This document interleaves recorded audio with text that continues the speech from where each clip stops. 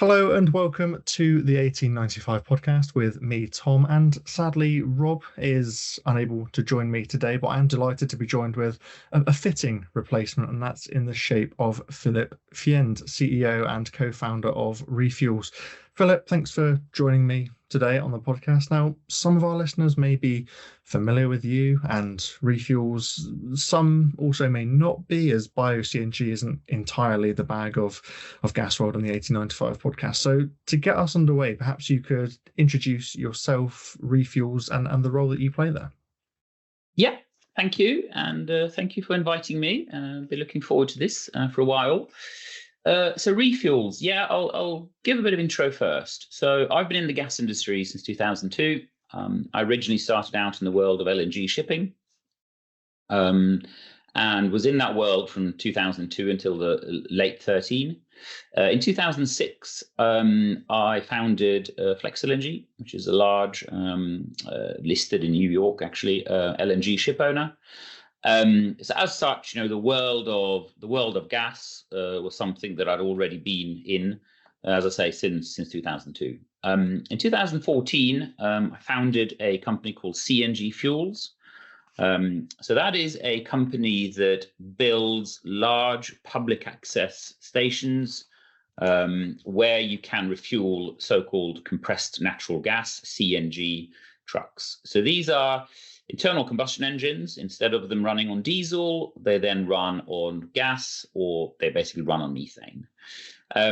So currently we've got 16 large public access stations in the UK. We've got about 2,250 trucks going through those exclusively. I say we have, our customers do. We don't own any trucks as such. Of course, these are run by large fleets. So to put into context, 8 out of the 10 largest supermarkets in the UK are customers of ours. So only 2 of them that are not, and we expect that those 2 will probably have also started to adopt CNG trucks in the next couple of years. As an example, if you go into Waitrose, pretty much anywhere in the country, the goods that you are buying at Waitrose will have been driven in on trucks that run on our gas and use our refueling network.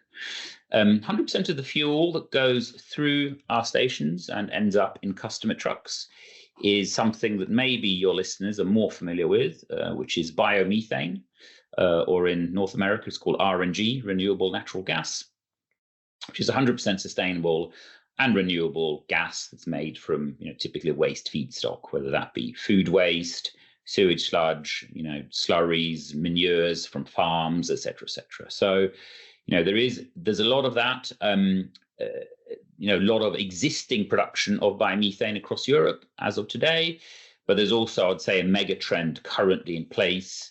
We are aware, or it is publicly reported, north of 30 billion euros being deployed across Europe to expand the production of biomethane. So it's not kind of a small cottage industry anymore. This has gone mainstream.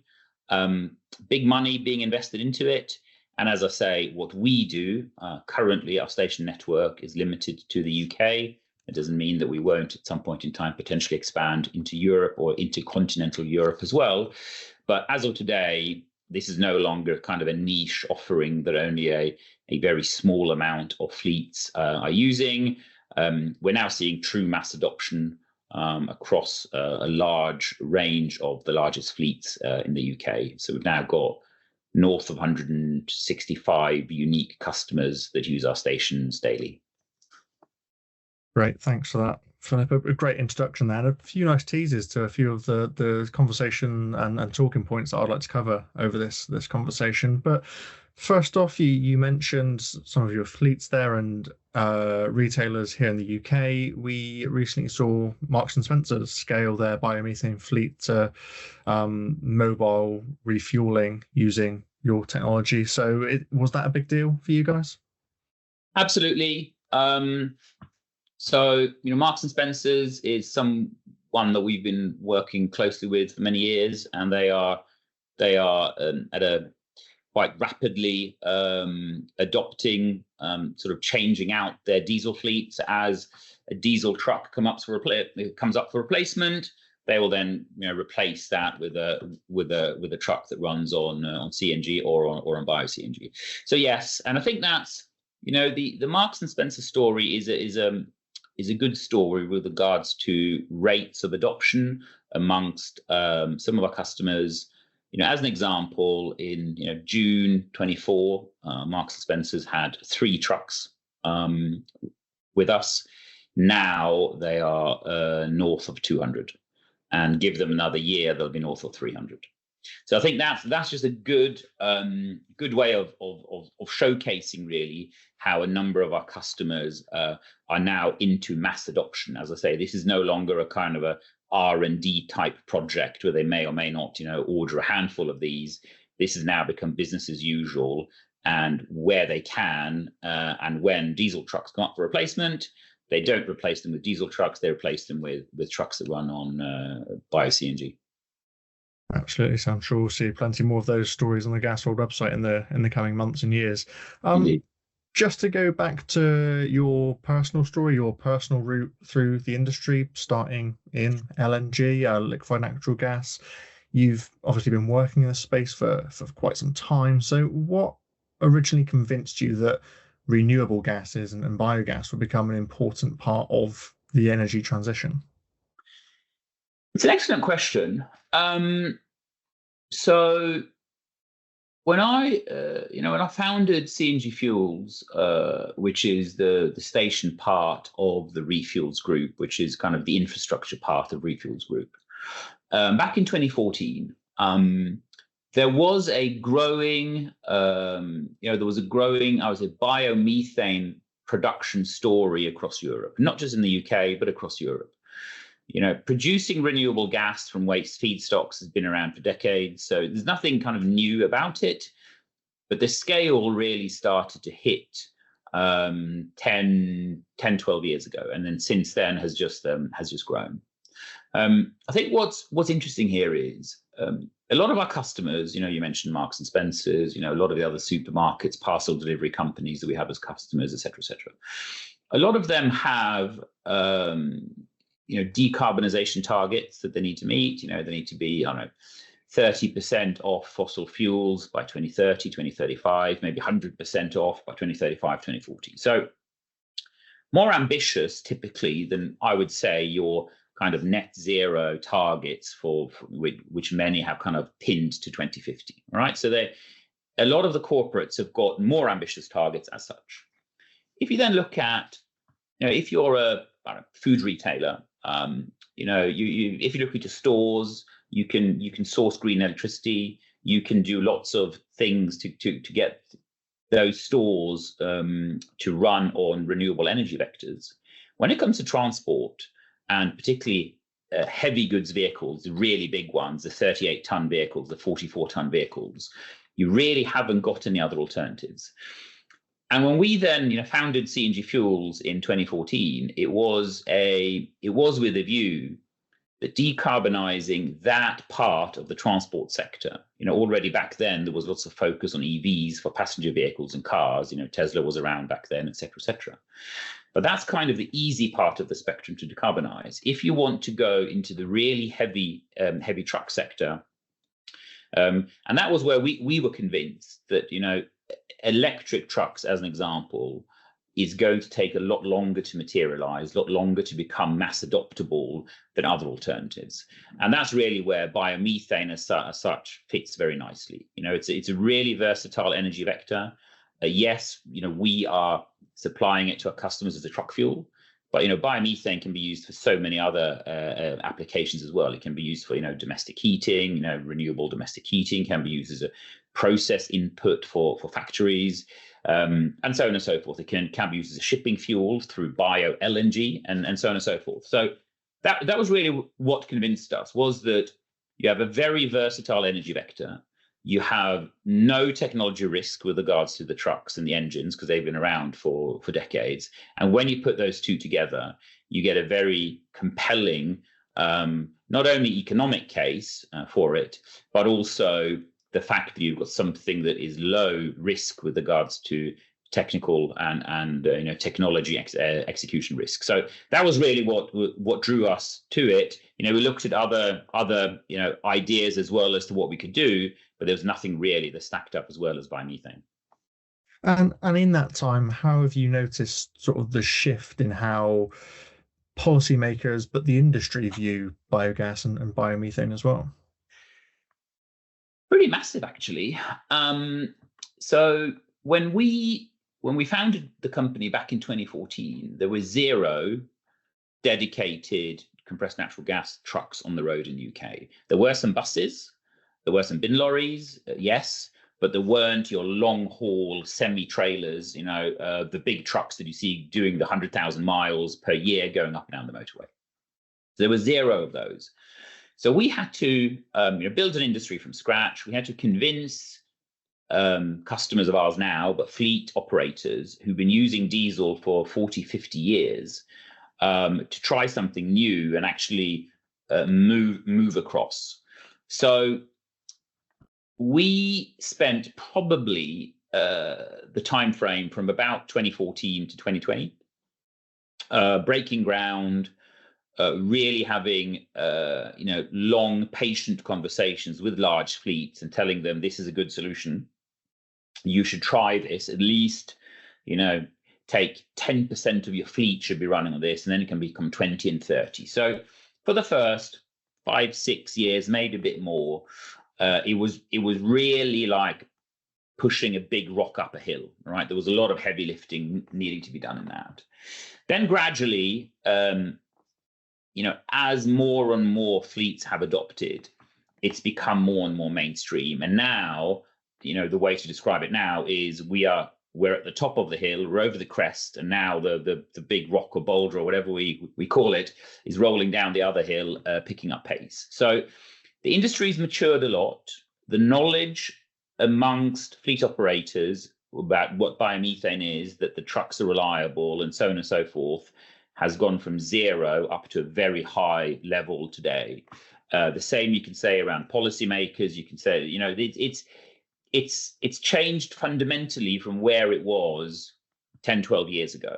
There's still, I think, a degree of ignorance out there about what can truly be achieved with biomethane as an energy vector, not only as a transport fuel. But I must say that, if I look back to where we were in 2014, it's hard really to recognize where we are today, because, as I say, it's chalk and cheese. And it's not just the UK. It's not just in the UK. We've seen that shift. It's all across Europe. There is this mega trend across Europe to build out more biomethane production capacity. And, with what's been going on in the Middle East in the last couple of months, just this, it's almost become a bit of a cliche now, but, energy security, having access to literally homegrown or home produced energy will just, in our opinion, will just take on a much more profound meaning going forward. And of course, biomethane is produced locally. It's not imported from the Middle East. It's based on waste feedstocks that we generate regardless, sewage, sludge, food waste, and so on and so forth. So as such, I think, the golden age, if we can call it, out of biomethane has only just started. Great. And you've touched on policy there and energy security. I'd like to get into both of those shortly. But if we look at the role of biogas in the energy transition as a whole, you touched on it earlier. You'd say it's moving away from a niche, but I do think biomethane still often sits slightly outside of the mainstream clean energy conversation. So why do you think that is, and what needs to happen to bring it into the fold? It's really interesting you say that, and I totally agree, by the way. And I sometimes when I get that question, I think it's a bit like, I liken it to the slightly kind of forgotten child who's just diligent, who works hard at school, doesn't create a fuss, goes out into life, creates a career, secures a home, if you can measure success by that, by those metrics, but who just gets on with life and doesn't really ask for much. And why do I say that? Because if you look at solar, wind, batteries, battery electric cars, etc. All of those are fairly new. They required huge government interventions with regards to subsidies to get them going. And if you're a politician or a policymaker, often you like to be associated with shiny new things and actually spending public money. All right. The biomethane sector, as such, it has been below the radar because it's proven, it's tried, it's tested.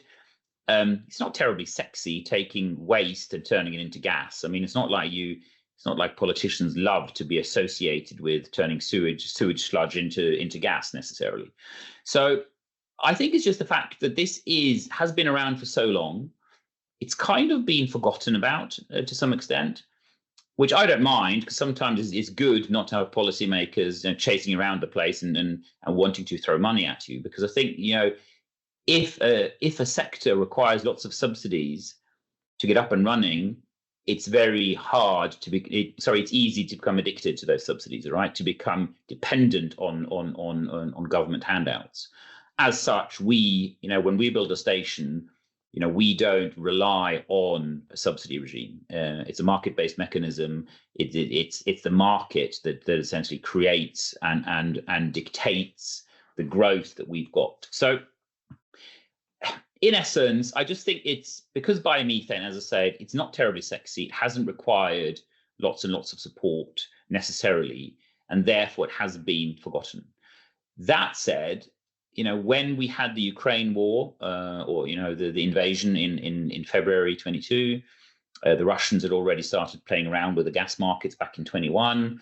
I think that was a wake-up call for not just in the UK but across Europe, that energy dependency, particularly gas,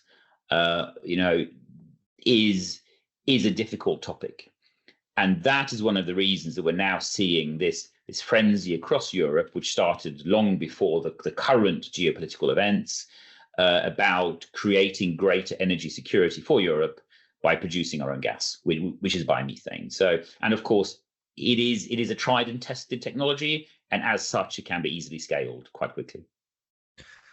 You mentioned scale there. That's obviously a huge talking point when it comes to making various pathways viable. So just how scalable is biomethane realistically across the UK and Europe? Hugely. Can biomethane, is that the energy vector, the renewable energy vector that can power everything across Europe? Can it heat all homes and run all trucks and etc.? No, it can't. It's not that scalable, but we are only really scratching at the surface currently with regards to the potential. So when you produce biomethane, it is mainly produced from waste feedstocks, agricultural waste and residues, as I say, food waste, sewage, sludge, etc., etc.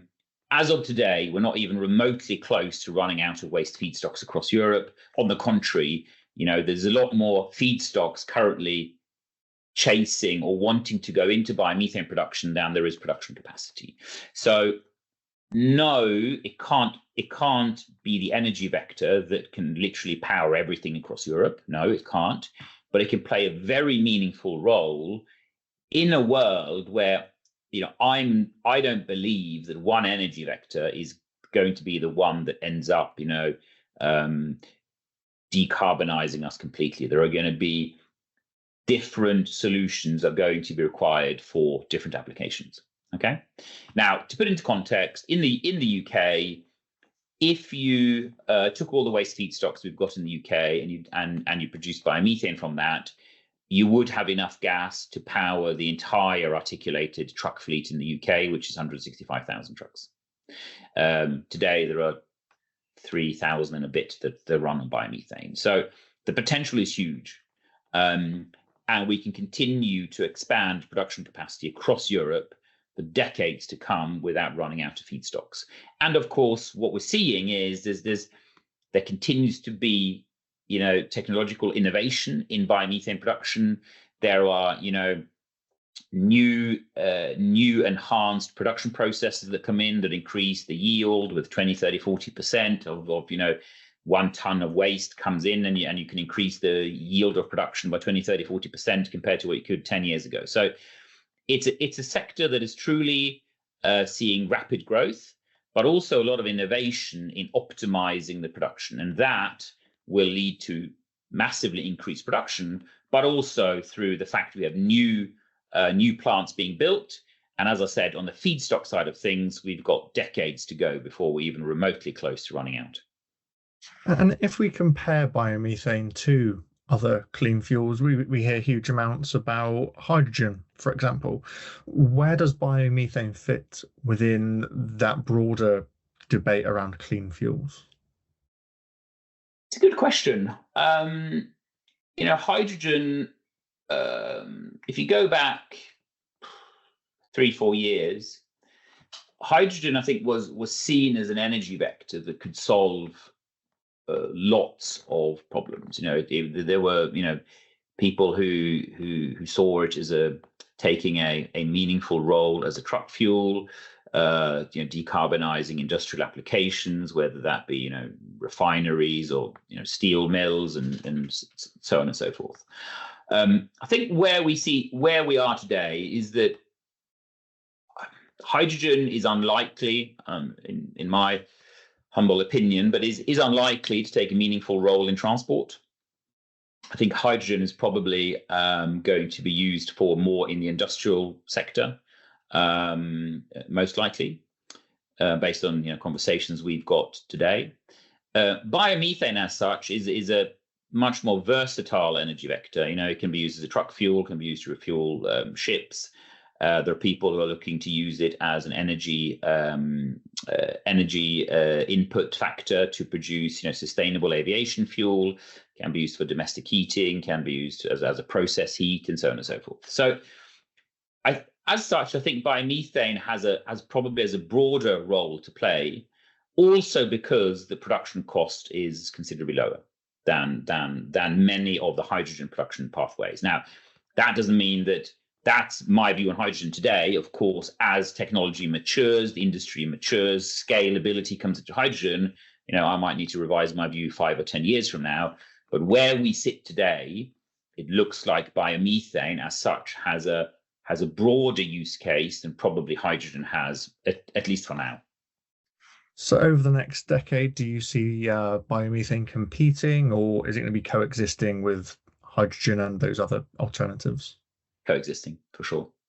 And we don't believe that biomethane is that there's only one solution to decarbonize. So let's take our bread and butter, which is long haul trucking, all right, supplying a renewable energy vector for our customers.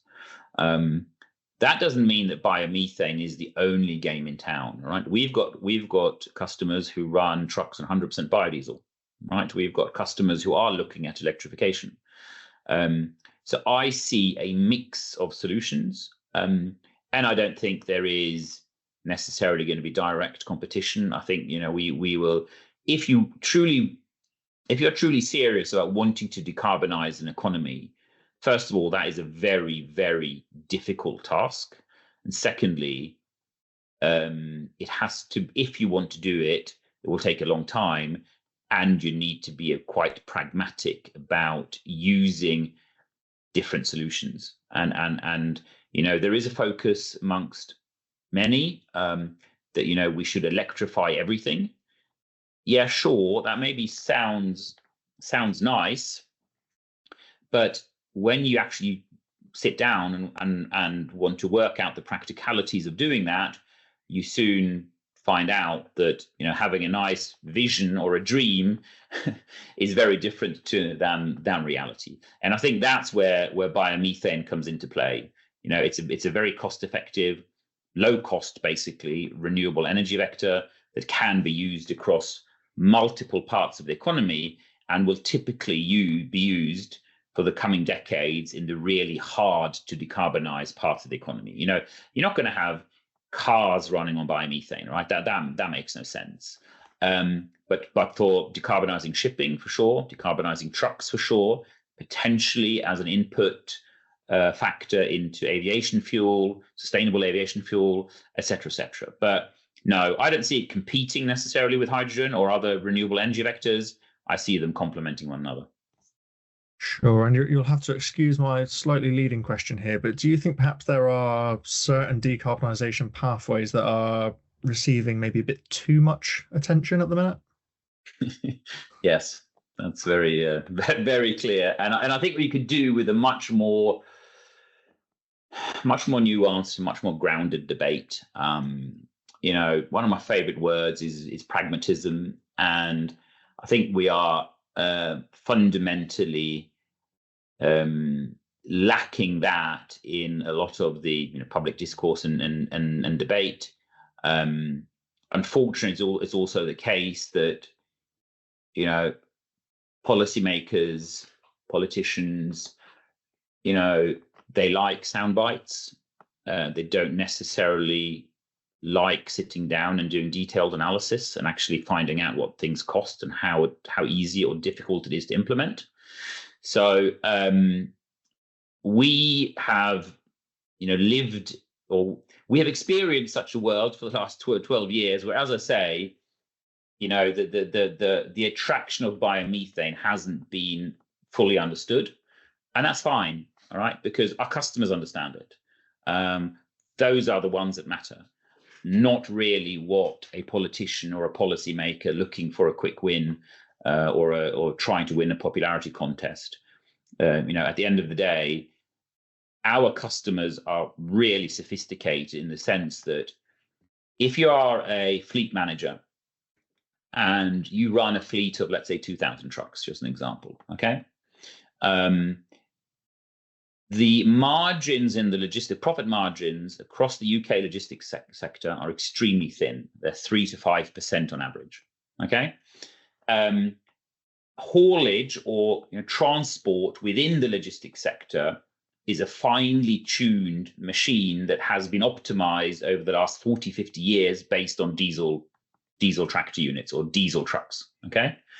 So for them, they live in the real world. They don't live in the shiny PowerPoint world or a shiny spreadsheet world that's been put together by someone who may or may not be in power or have the ear of policymakers.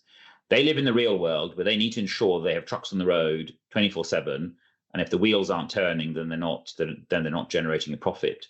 So at the end of the day, we always take the view that it's all well and good what people say out there and plans they've got, and as you say, maybe choosing to back one energy vector over another.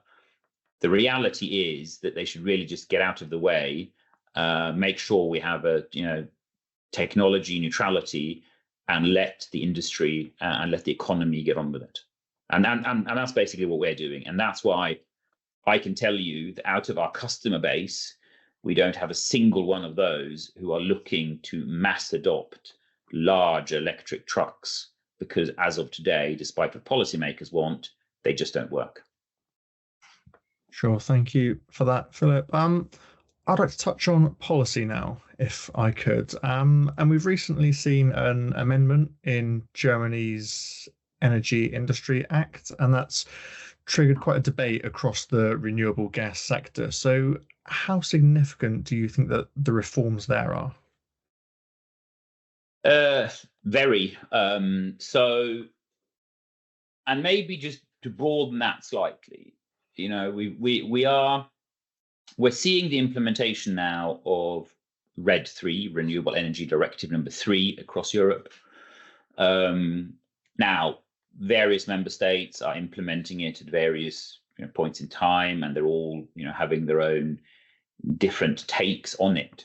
But in general, the Renewable Energy Directive number 3 that's now being implemented is going to, as in, massively increase the demand for renewables, both renewable gases and also other things such as biodiesel and so on and so forth. But generally increase the demand for renewable gases across Europe and in the UK. You've also got other aspects happening here. If you look at one of the largest, and this is just an example here, one of the largest agricultural or countries with the largest agricultural sector in Europe is Spain. All right, Spain has very little biomethane production, which is surprising for such a large country with such a huge agricultural sector and with lots of waste and a big waste problem.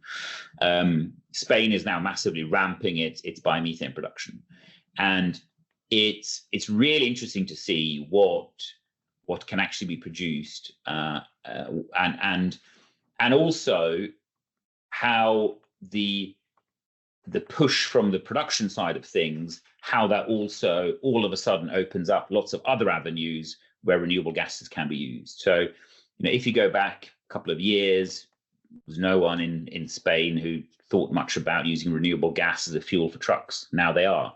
They're thinking about using it as a shipping fuel because there's availability of it, and so on and so forth. So that's why I'm saying, this kind of mega trend we're seeing across Europe. Germany is an example, Spain, pretty much all of the other EU countries, including UK, of course. You're seeing this over the next 5-10 years. This scalability that's now happening of biomethane production is going to have huge impact on sectors that we probably a couple of years ago didn't really think were going to be large demand centers for biomethane, because there just wasn't availability of it. But now, when it is coming, I think that is going to change. And if your listeners of this podcast weren't really familiar with biomethane, regardless of listening to me, say it's amazing. Fast forward a couple of years, they can't have avoided of having seen it, because it's going to percolate into everything that happens, or everything that's relevant within the gas sector across Europe. Sure. And just to return to those amendments on Germany's Energy Industry Act, we've seen parts of the industry warning that this could actually unintentionally slow investment within biomethane. So are they concerns that you share? Depends what agenda you've got. So it's hard to, as with all amendments to acts and legislation, it's hard to make everyone happy. Let's just be honest, right? You're never going to implement something that is perfect across the sector. I mean, could it slow it down potentially? I don't think that will happen. I think there is so much growth on the demand side that will ultimately result in the supply side wanting to feed into the demand side. So, and at the end of the day, I prefer that we have that the industry develops not along the lines of having massive subsidy, but actually along more market-based mechanisms, the polluter pays principle and so on and so forth.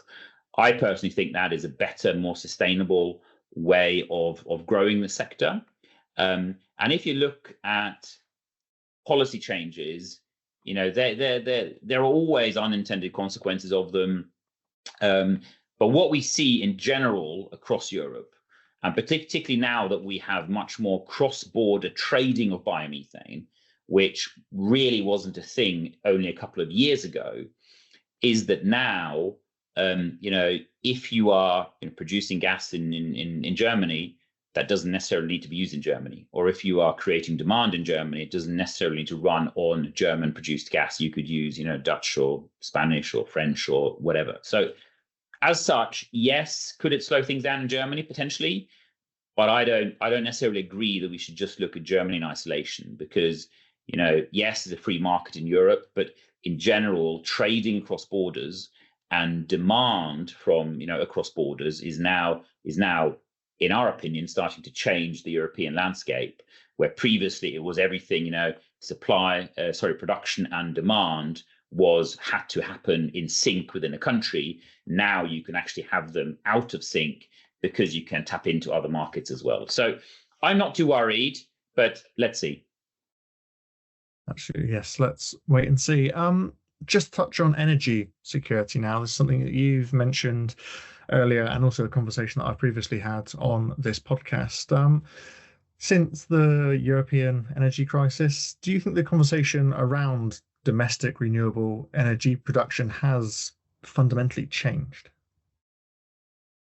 I hope so. That said, it's people sometimes have very short memories. They often, jump off one bandwagon and onto another, and all of a sudden there are bigger so-called bigger problems to solve. Once again, if you go back to the basics of an economy, if just to give you a bit of a feel for what our customers are currently seeing, the majority of our customers still run a mixed fleet, meaning they've got CNG trucks that run through our network, but the majority of their trucks might still be diesel, right? And then they will, as these diesels come up for replacement gradually, they'll replace them with CNG trucks. But the majority of them still run. The majority of our fleets still have a majority of diesel trucks. There is a genuine concern amongst quite a few of our customers about what the diesel supply situation might look like in a couple of months' time if the Strait of Hormuz doesn't reopen, as in quite soon. And those are very sort of fundamental, discussion points for them. It sort of is a bit irrelevant what politicians or newspapers or policymakers or whoever it is, news presenters are going to say. At the end of the day, if you're a fleet operator and you need to move goods 24/7 from A to B and C and D and E and wherever you go around the country, you need to be able to run your trucks. If we get into a scenario, and I'm not saying it will happen, but of course, the longer we are in a world where the flows out of the Middle East have been stopped or have been limited, the greater the chance is that we are going to have supply disruptions. If we have supply disruptions, I'm not saying we will, but if we do, it doesn't matter what politicians say. It doesn't matter what policymakers or headlines in the newspapers say. What matters is how do fleet operators react to that? And what the discussions we are now having is that customers of ours are saying, okay, Philip, is there a risk we're going to run out of gas? And I say, no, absolutely not, 100% not. You're going to be absolutely fine. Okay, because we are concerned about diesel. So I think the narrative has changed forever amongst the end users of certain products. So as such, I think that that genie is not going back in the bottle. How do policymakers and politicians react to that once the strait is reopened and everything seemingly back to normal? I don't know. But at least from our perspective, the discussion with our customers has changed. And that also means that they are now more focused on making sure that the energy that they use for their trucks is more secure than what it currently is for diesel. So that is definitely a change that we've seen. How that's going to play out, I don't know. But the longer the strait remains closed, the heavier the focus is going to be on homegrown solutions that can't be interrupted by geopolitics. And with those creaking supply chains and geopolitical fragilities, do you think that biomethane is increasingly being viewed as or through an energy security lens rather than a climate lens as it previously was? 100%. So there are three lenses of which our customers use. It's the renewable lens. It's the fact that biomethane currently is cheaper than diesel, lower cost. So you have a a cheaper energy vector, you have a green and sustainable energy vector, but also that you have a secure, and that you have a supply chain that is something that they can almost see and touch. All right, if one of our fleet customers comes to us and say, Philip, can you tell me, we've had questions from some of our customers, is our gas, is it produced in Russia? Is it? I mean, some of your readers might laugh, but it's questions like that where they say, are we exposed to what's going on in the Middle East? And say, no, none of our gas is produced down there, etc. So at the end of the day, yes. And if they came to me and said, can you give me the name and the address so I can go onto Google Maps and see exactly where my gas, the gas that I'm running my truck on is produced, we can give them that. Right? That was not a discussion we were having 4 months ago. So yes, and I don't think that's going to go away. I think that is just going to, that will stay. So yeah, it's three. It's the fact it's green, it's cheaper, and supply is secure. Great, thank you, Philip. And just as we start to wrap things up here, critics will often argue that biomethane can't scale sufficiently to become truly impactful. You touched on that earlier, but what would be your response to that particular criticism? Define impactful. I mean, we have gone from, if you're talking about renewables, if you want to reduce greenhouse gas emissions, then, look at what is actually happening and not about what some kind of model or some kind of analyst report tells you. So when we founded the company in 2014, let's say there was 0 CNG trucks on the road in the UK, and as a result, there was zero greenhouse gas emissions being reduced from our business, right, or based on our business. Last year, calendar year 2025, we helped our customers reduce greenhouse gas emissions by basically 250,000 tons. All right. We can scale to millions and millions and millions of tons of greenhouse gas emission reductions from trucks on the road. So it depends what you say. It is correct, as I said previously, it is correct that biomethane can't solve all of our problems. It can't decarbonize everything. All right. But then again, I think it's quite naive, and this brings maybe back to what we were talking about previously, is that we need to have a more nuanced and balanced approach to decarbonizing. Having this very ideologically driven mantra, which is, we are going to electrify everything and nothing else matters, it's not cost efficient. It's going to mean huge costs, and it's going to underdeliver, right? Because it just can't be scaled. So whilst that's happening, let's do lots of other things as well. And as I said, all of the large trucks in the UK could in theory be powered by methane.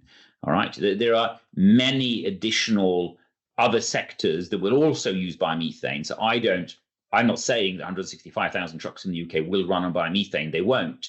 But there will be tens and tens and tens of thousands of them 10, 15 years from now, for sure. But other sectors will use biomethane as well. So I think it's one, again, we need to get out of this kind of ideologically driven dogma, and we actually need to become a bit more real and actually listen to the industry. So, Logistics UK, very influential trade association, came out only a couple of months ago and said, to government, but UK government, basically, you have to stop trying to tell us and our members that all of their trucks need to become electric. It's just not going to work. All right. You need to get behind, and you need to promote and support a multi-energy vector strategy, which is electric, which is biodiesel, which is biomethane, which is potentially hydrogen for some niche applications. That's what you need to support, and not one solution that actually is too costly and doesn't work for our customers. So, or for our members. So yeah, can it be used for everything? No. Can it be used for a lot? Absolutely. And it will just continue to grow going forward. Sure, thanks, Philip. And if we take a look towards the future over the next decade, perhaps, what role do you realistically see biogas and biomethane playing within Europe's energy mix? Much larger role than today. We can easily see biomethane production across Europe 4 to 5x from where we are today, within the next 7 to 10 years, maybe more. And then we're still not maxing it out. Most of Eastern Europe has very, very little biomethane production, has huge agricultural sectors, etc. I mentioned Spain. Spain is only getting started. So I think on the supply side, you're going to see a huge increase in supply. That huge increase in supply is going to have a very beneficial, impact on the sector, because it's hard to grow demand of a renewable energy vector when it's not available, right? And when it's available, it's going to, and that sort of brings me back to something I said earlier on. Biomethane as a meaningful energy vector for long-haul transport wasn't really a thing 5 years ago. Now it is a thing, and it will just get turbocharged over the coming 5, 10, 15 years. So, and you're also going to see it going to shipping. You're going to see it, as I mentioned, aviation fuel. There are other use cases for biomethane that no one really believed in or thought was going to be possible 5 or 10 years ago. So I can't accurately, of course, predict, exactly how much there will be produced. All I know is that we are contacted, I'd say almost weekly now, by huge investment funds who are looking to deploy, €500 million, €1 billion, €2 billion into biomethane production across Europe. They're looking for off-takers such as us who can use it in transport. Those were not discussions we were having 2 or 3 years ago. And the scale of the plants now as well. If you go back 5 years ago, a standard size of a plant was maybe 40 to 60 gigawatt hours annual production. Now, a lot of these funds that are coming to us are saying they're not really getting out of bed unless they're looking at 150, 200, 300 gigawatt hours production per plant. So the sector is scaling rapidly. And with that, we're going to see a much more profound and deeper use of biomethane within the energy mix across Europe, which is why I said, people who've been listening to the podcast who might not have heard much about biomethane, they just can't avoid getting in touch with biomethane or biomethane impacting them somewhat within the world of gas over the coming 5 to 10 years. Sure, thanks, Philip. And just a final question from me as we round up today, and I guess round up this conversation. How optimistic are you about the direction of travel for biogas and biomethane here in Europe? Very. It's the way I'd like to sort of put it is the train has left the station. It's picking up pace, and it's trundling along at a very nice pace currently. As I say, it's a sector that has largely been overlooked to some extent, unloved, if we can call it that.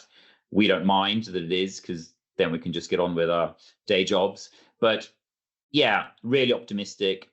And it's not just a European thing either. I mean, if you go to North America, they call it RNG over there, renewable natural gas. The RNG sector in North America is also growing incredibly fast.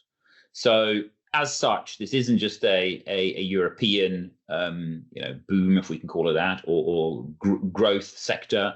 It's something we're also seeing in North America to some extent now, also in South America. So yeah, lots of exciting stuff has already happened, but we're only getting started. If we were to have a chat again in 5 years' time and look back, I'm sure there's lots of things happening in the biomethane sector that I wouldn't be able to predict today, which are probably profound changes to how it's being used and the growth we've seen, et cetera, et cetera.